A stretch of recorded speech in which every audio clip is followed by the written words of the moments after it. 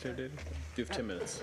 Thanks, Ceann Comhairle. Minister, I think you cut a lonely figure there, surrounded by just one simple government backbencher, not a Labour Party colleague in sight. Maybe they have scurried off to try and find their conscience and public service in this area. Minister, you started today with your latest explanation of your conduct by supposedly clarifying the remarks that you made about the whistleblowers in October of last year when you accused them of not cooperating with the O'Mahony Tribunal. And in your own way you put forward what's being described as an apology, but really it is a bit half-baked, because the reality is, of course, that your comments in October weren't isolated comments. In fact, they were your consistent battle cry during the debate on these issues. Now, in May, when Deputy Collins did indeed welcome the O'Mahony report, you accused us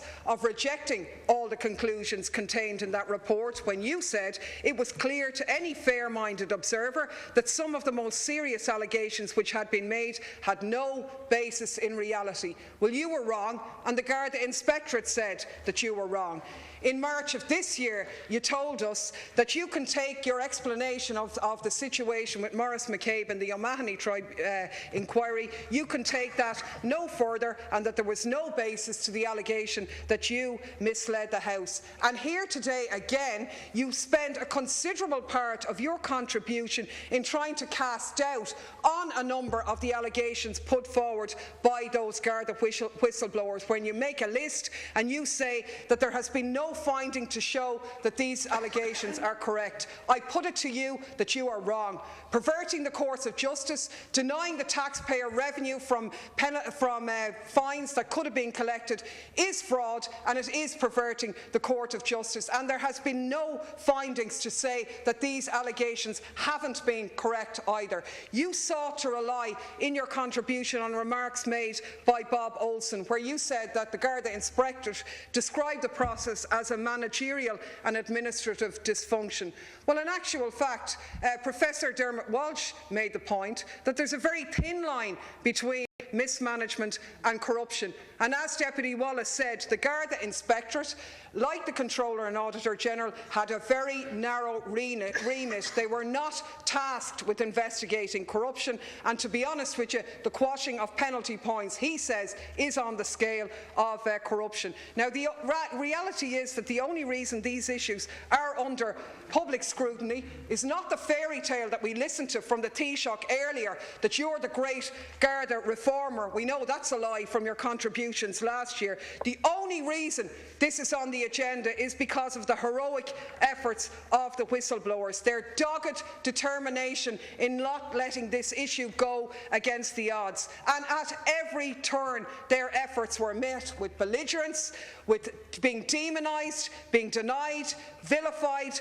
ostracised by members of the force. And really, to be honest with you, it's their courage and their strength that has resulted in the spotlight being put on this issue, to the very great benefit of all the decent Gardaí and all of the citizens in this state. Now, how these whistleblowers were dealt with is important, because it will set the tone for others inside the force and out for the future. And I have to say, I would classify your remarks as really kind of mealy-mouthed, a begrudging recognition of their role, which doesn't in any way ring true with me. I mean, these men really exposed the fact that the solutions which we were told to the problems identified in An Garda Síochána by the Morris Tribunal, they exposed that the measures which the state had put in place weren't working, that the mechanisms that we said would lead to a breaking down of the blue wall of silence didn't work. And I think it's very important that their stance is protected. Now, the former confidential recipient, Oliver Connolly, put out a statement where he said that the transcript which was discussed in this House was unlawfully recorded by Maurice McCabe. Now, that's not true, and I think we need to put that on the record in the context that such recordings are often the only security and believable evidence that whistleblowers have, and that source must be protected. And intra-party recordings are entirely different than third-party recordings, and that point has to be said, because everything that the whistleblowers did was lawful. Every single step they took, and yet at every turn they were blocked. When the penalty point issue was announced and became public, what was the first response of the Garda Commissioner? Was it to go and talk to the lads and hear their concerns and see what was wrong? No, it wasn't. It was to put out a press statement to say that there was no question of a culture of termination of penalty points. The very next day, he ordered a notice to go up on the notice board in all Garda stations in order to protect the reputation of An Garda Síochána, that no members of the Gardaí were to talk to external sources on pain of prosecution. He then went on to call them in, threatened with taking them off pulse. John Wilson's car was searched, other circulars went up. These people were ostracised inside the Garda stations where they worked, and for those reasons, not just the disgusting remark which really verbalised his attitude, Commissioner Callanan, it was entirely appropriate for him to go. Because to me, he epitomised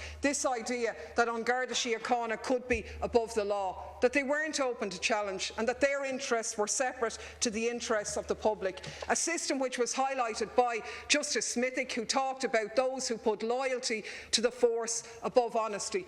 A system which sees me every day when I drive down Pearse Street, a row of cars parked on double yellow lines with not a ticket on them, because everybody knows they're Gardaí's cars, and the civil servants park and pay for parking across the road in the car park, but others believe if you're a guard, you have a perk of the job, the law doesn't apply to you. And that's exactly what the Garda Inspectorate report identified, because a lot of the excuses which Assistant Commissioner Mulmahony said, oh, these were Gardaí on duty, we had an entitlement to write off these penalty points. A lot of the Garda Inspectorate report focused on the fact that you didn't, that just because you're a guard doesn't mean you can use the excuse of speeding to get to work late, as the former Commissioner appeared to have done in his instance. You have to agree with the rules of the road and the procedures that are there. And the interesting thing on the Garda Inspectorate's report for me were two things. Firstly, how accurately Garda Maurice McCabe had got the situation right. His analysis was perfect. And the second thing, I have to be honest, was the analysis we put forward and sent to you and the RSA was pretty much spot on with what the Garda Inspectorate wrote. And that report was complied by a young solicitor, Leah O'Leary. So how come a young solicitor and a Garda sergeant were able to do and expose what 5 superintendents and 6 chief superintendents and 28 staff couldn't do in the Mahoney report? They didn't have a vested interest, they were interested in the truth. That was the difference here. Now, ordinary citizens in this state want a police force that's accountable. We have a Cook inquiry, a Gearan inquiry, now a commission of inquiry into these latest allegations. And the fact that there are illegal recordings which could have resulted in illegal prosecutions have huge ramifications for this state.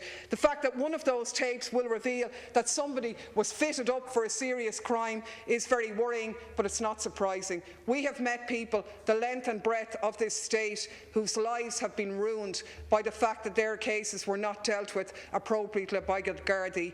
Ian Bailey, whose case was described by 5 Supreme Court judges as at the hands of the Gardaí breathtaking, wrongful misbehaviour. Those Gardaí were sent to France to give information about his case. The case of Baiba Salute, a young woman who was shot dead, whose 2 children were left without their mother. Gardaí have brought information to you which says that the cases there was not, the abduction of her children was not properly investigated, which led to that woman losing her life and her solicitor's life being in danger. Cases of racial profiling of the travelling community, which myself and Deputy Wallace raised with you last year, and you are on the record as saying that both deputies are a disgrace. A disgrace for putting on the record of this House the fact that racial profiling occurs. Now, I spent the Sunday before last in Rathkeale, where a 10-year-old boy told me about how their house was broken broken into and they were held up at gunpoint in an armed robbery, a robbery that the police never investigated because they were travellers. He told me afterwards about how the Gardaí and the Criminal Assets Bureau broke into his house and he got down on his knees and begged the guards not to shoot his granny and his mammy. And we say that racial profiling doesn't exist in this state. This is what we're talking about. There is systemic problems inside the operation of An Garda Síochána. Minister, the last point I'll make to you is that the attitude of this government is very like the attitude we encountered when homeowners began to realise that their houses were cracking with pyrite. Cracks emerged, people...